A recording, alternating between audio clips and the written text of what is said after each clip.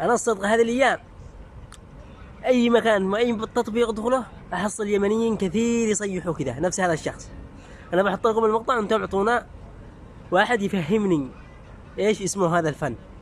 أنا والله ما أنا داري إيش اسمه ولا ما أنا داري منين مشعوا هذا الفن وهذا التراث. اكتبوا لي ووضحوا لي إذا كنت أنا غلطان، أبغاكم أنتم توضحوا لي. أنا بحط لكم المقطع وأنتم وضحوا لي إيش اسمه وأي محافظة يرجع.